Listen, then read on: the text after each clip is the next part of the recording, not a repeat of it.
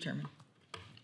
Thank you. Senator Moran. Mr. Chairman, thank you. Thank you and Senator Cantwell for having this hearing and what is clearly occurring at a critical time.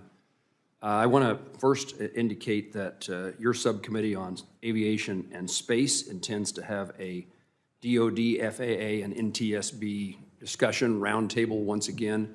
The date we've zeroed in on is June the 11th, in which we have another understanding from the investigator and the FAA and the Department of Defense what is transpiring since the incident and tragedy of January the 29th. I also want to indicate that I've introduced legislation that may be of interest to others on the committee to join, and that would require all aircraft in Class B, high-volume airspace, to utilize ADS-B in and out, something that was a significant item of discussion and concern on the night of January the 29th in regard to the Black Hawk. Let me ask a question an issue that bothered me in the past, and I highlighted this in our last hearing. NTSB's, and I suppose this is for you, well, let me leave it open to whoever wants to answer it. NTSB's preliminary investigation highlighted 15,214 events, October 21 to December 24, of commercial planes and helicopters that were separated by less than 1 nautical mile. That information that NTSB provided came from the computer records of the FAA. And those numbers, as well as other statistical facts that were told to us, demonstrated to me a continuing problem, a continuing circumstance in which there is close proximity between aircraft at DCA.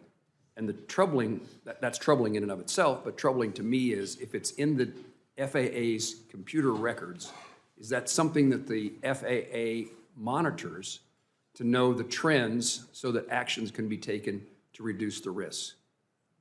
I don't know whether that's... Mr. McIntosh, you seem to be on the seat today. Yeah, so Senator Moran, if it's okay, both myself and my colleague, Ms. Baker, will tag team this question to make sure we give you an appropriate answer.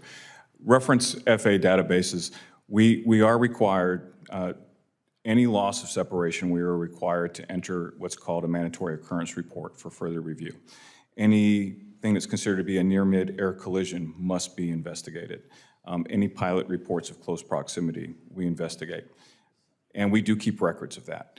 We also keep records of our voluntary safety reporting program, or our ATSAPs, that come from our controllers and analyze that.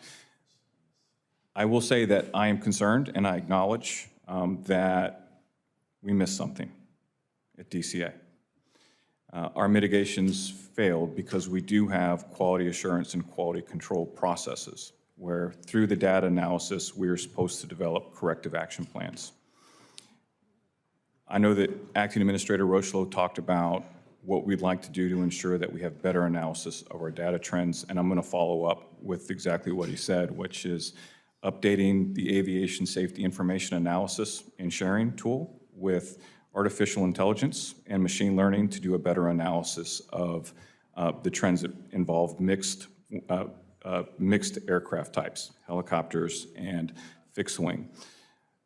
When we look over 10 years of data, I think if you get a report once per month or something like twice per month over the year of 10 years, I think some trends may escape someone. And I think some of these tools that we have available to us will help us spot these trends better so we can be more proactive in our mitigations versus reacting to an event, because that's really what a safety organization is supposed to do. So I really want to make sure that we continue to quantify the data and make surgical improvements to our safety processes, and those surgical having the biggest benefits on making sure that we have better processes and better procedures in place to ensure safety to the flying public. Would you say that, I want to make sure I understand what you're saying, that data is sufficiently alarming that it should have raised more awareness and action than it did? Yes, sir. Thank you. Anything else, Ms. Baker? I just wanted to add that holistically we are looking at data across the FAA, both how do we Mr. McIntosh described specific data sets within the air traffic organization, but what we want to do is bring together data sets across the FAA.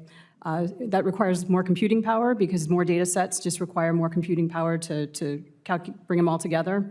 But we also need to apply artificial intelligence type tools and large language models to help us spot emerging trends that may not be visible to individuals on a one or two incident basis over a multitude of years, as well as we have a lot of reports that are text-based. And right now, those have to be reviewed by analysts. So the application of large language models helps us sort through those things and bring together related information faster. Does the Secretary's announcement have any, is there any consequence to the ability to do what you just described with the resources that are being talked about, or is that going someplace else to the absence of this need?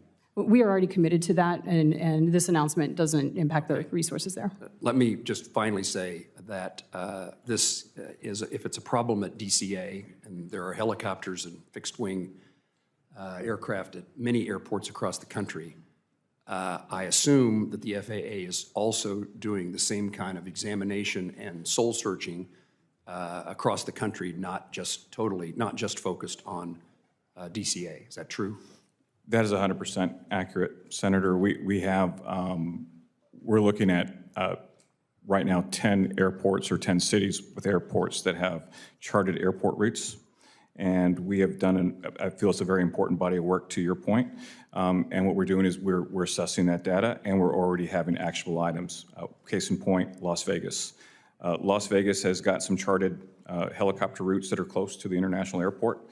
Based on our analysis and what we saw, we've already established lateral and vertical boundaries for those helicopter routes to keep them separated from aircraft landing and departing the airport, as well as working with our labor partners to work on making sure that traffic advisories are well-timed and well-placed so that the helicopter pilots and that the commercial pilots know exactly where the helicopter routes and have situational awareness. But the biggest thing is the lateral confines of those helicopter routes to make sure that they're separated from our arriving and departing aircraft. That's big for us. And that is an example of what I expect from our data sets to lead to the appropriate corrective action plans that we want to see put in place to actually mitigate any potential issues on the front side. And that's where we need to be. Thank you.